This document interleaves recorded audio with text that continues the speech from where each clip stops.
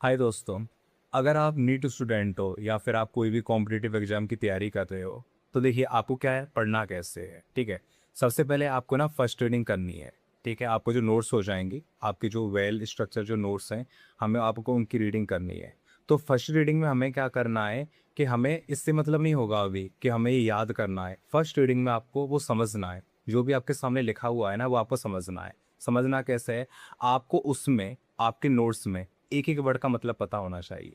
मान लीजिए कोई भी टॉपिक है, जैसे कि सेल हो जाएगी, सेल है या फिर कोसेका। ठीक है, या फिर आप कोई भी दूसरा, अगर आप स्टेट लेवल के हो तो कोई भी नदी है या फिर कोई भी आप हिस्ट्री पढ़ रहे हो, तो आपको उस टॉपिक में एक एक वर्ड का मतलब पता होना चाहिए। ठीक है, अगर मैं पूछूं कि ये वर्ड क्या है, ये वर्ड क्या है, एक एक वर्ड का मतलब, फिर जो पूरी लाइन हो जाएगी वो कहना क्या चाह रही है, आपको उसका मतलब पता होना चाहिए। ठीक है, तो ये होता है हमारा पढ़ने का तरीका। ऐसे ही आप पढ़ते जाओगे और तो आपको फर्स्ट रीडिंग में आपने अपने नोट्स समझ लिए। अब आपको इतना समझ में आ चुका है अपने नोट्स में कि जो भी मेरे नोट्स में लिखा हुआ है वो क्या लिखा हुआ है और उसका मतलब क्या है। ठीक है, अब फर्स्ट रीडिंग में आपको बस इतना ही करना है। आपको ये नहीं सोचना कि मुझे याद करना है या फिर ये करना है वो करना है, नहीं, बस अभी इतना करना है।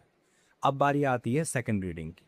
सेकंड रीडिंग हम तुरंत नहीं करेंगे इस वाले में। सेकंड रीडिंग हम थोड़ा सा स्पेस देके करेंगे। जैसे कि मान लीजिए आज आपने फर्स्ट रीडिंग की है, सेकंड रीडिंग करेंगे हम तीसरे दिन। ठीक है, अब तीसरे दिन क्या करना है, आपको एक लेना है ब्लैंक पेपर। ब्लैंक पेपर ले लेना है आपको इस वाले में। ठीक है, और एक पेन ले लेना है।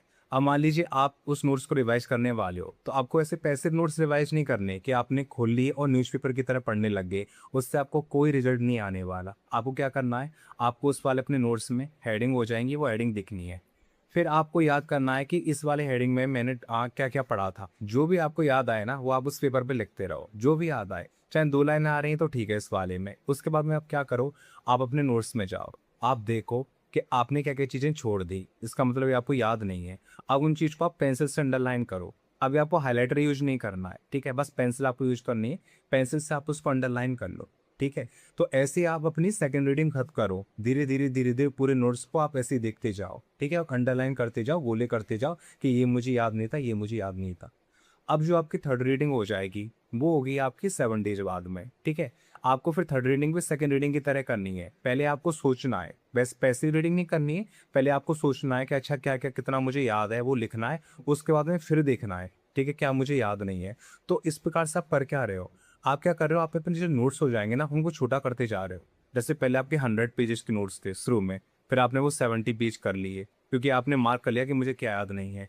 फिर आपने वो 50 पेज पे ले आए क्योंकि फिर आपने उसके बाद में फिर आपने मार्क किया कि अच्छा मुझे ये अब बार याद नहीं है।